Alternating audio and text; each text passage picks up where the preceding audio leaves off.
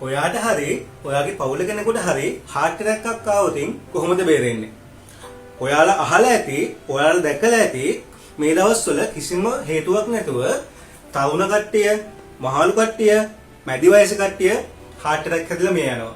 එහෙමනම් අපි බලමු heart attack එකක් ආවොත් කොහොමද බේරෙන්නේ කියලා. ඔයාලා දන්නවද heart attack එකක් එන්න කලින් අපේ ශරීරය අපිට සිග්නල් දෙනවා. ඒ කියන්නේ දැන් heart attack එකක් එන්න හදන්න කියලා ශරීරය අපිට කියනවා.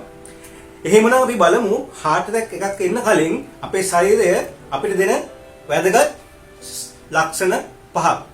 අංක 1 තමයි අපේ heart එකට බලක් වගේ තද පේන් එකක් heart එකට දැනෙන්න ගන්නවා. අංක 2 තමයි ඒ වේදනාව, පපුවට දැනෙන වේදනාව වම් අත දිගේ වම් උරහිස දිගේ ඇදිලා යනවා.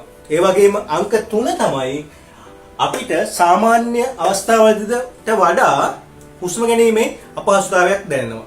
ඒ වගේම heart attack එකක් එන්න හදන්න කියලා පෙන්වන 4 වෙනි ලක්ෂණය තමයි අධික සීතලක් කිසිම හේතුවක් නැතුව රස්න වේලාවක වුණත් දැනෙන්න පටන් ගන්නවා. ඒ වගේම heart attack එකක් එන්න හදන්න කියලා අපිට පෙන්වන 5 වෙනි කාරණාව තමයි වමනය වගේ අපිට එනවා කියලා එන්න හදනවා. එහෙමනම් ඔයාලත් heart attack එකකින් බේරෙන්න මේ ලක්ෂණ ආවොතින් ඉක්මනින්ම රෝහලකට යන්න. ඔයාලා දන්නවද අපි ඉක්මන් වෙන සෑම මිනිත්තුවක්ම අපේ ජීවිතය බේරගන්න සෑහෙන්න වැදගත් වෙනවා.